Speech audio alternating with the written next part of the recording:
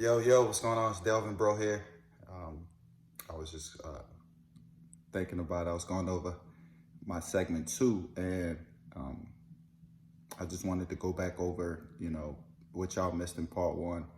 And it was basically just me telling, about the day, that everything happened, what changed my life of me breaking my neck, from that morning, you know, you know, getting a call from, the scouts at LSU saying they were coming to watch me play that night, to me actually, breaking my neck on the field at Tag Gormley Stadium in New Orleans on October 27, 2006. And I ended it off when a doctor, went down his x-rays and came in the room. So once the doctor, got the x-rays and he came in the room, my mom was sitting on the side, my dad was sitting there, and, the doctor just came in, and he looked at me, he looked at my mom, and he was just like, "Son, how are you alive?" And I'm like, "What?" Me being in a hospital bed, like, I'm like, like, "What you mean, how am I alive? Like, I'm talking to you, like, what you mean?" And he was like, "Son, you broke your neck." I'm like, "What?" I said, "Doc, if you, if somebody break their neck, how they're supposed to be dead, right?" And he was like, "Yes, that's what I'm saying. That's like, how are you alive? How are you moving? You're supposed to be dead on that field." And I'm like, "What?" And a lot of things just running through my mind at the time. And I look at my mom, her eyes and stuff getting watery. My dad's eyes get watery, and, they're looking at me like how is this possible? And me, being a kid, I'm just like, wow, this is crazy. And he was like, "Man, this is worse than, Christopher Reeves. This is, you supposed to be dead, son. You know that, like, you a miracle. You know that you are a miracle." And man, I just couldn't believe it, man. And he was like, "Man, we have to get you into a halo.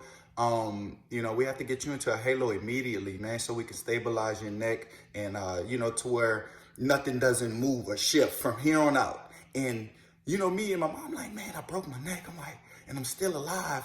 I'm like, "Man, this is cool." Just like, but I'm also panicking because I'm like, man, if I make one move anything, shift any, kind of way, I could potentially, die or be paralyzed, man. So, they caught me back to my room, and, I'm sitting up there. They had to put a catheter. Man, oh my God, that sucks, man. Like, oh my God. Like, I don't know if you guys ever had a catheter, put inside your, your private area, man. Oh my God, man, that's probably the worst pain ever. But yeah, they had to go through that. I had to go through that phase, that process. And then I had to get this thing on Halo. Oh my God, man. Like, man, so I don't know if you guys can see it, but I have a bald spot on this side and a bald spot on this side. And that's why I get tapers. I get tapers, to fade that thing in. So, I want people to see it, because it specializes what I've been through, my journey, a warrior, a champion, a survivor, So, I look at it as pretty cool.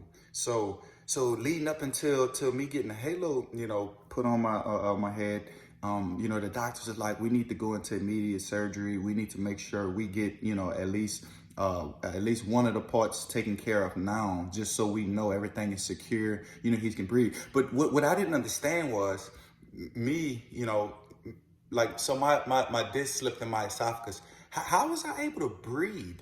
How was I able to talk? Like, man, I don't know. I don't know. It's weird, man. And like I said, God just had his hands on me the whole time. My angels were there protecting me the whole time. And what's crazy is it felt like I belonged there.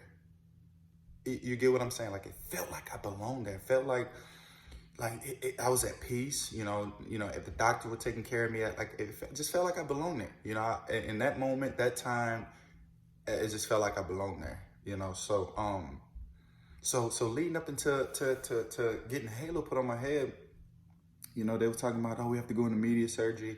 You know, the first part is going to take 6 hours. 6 hours?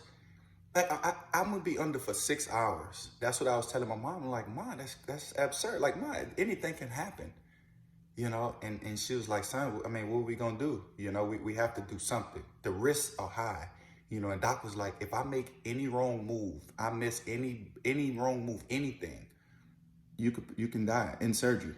You'll never wake up. I'm like, what? So, you know, my mom was like, you know, I mean, we have to go through with it, you know. And I looked at my mom, was like, hey, Doc, as long as my mom can be in there, I'm good. Like, as long as my mom can be in there, I'm fine, you know. So, yeah, I mean, you know, going through that process, man.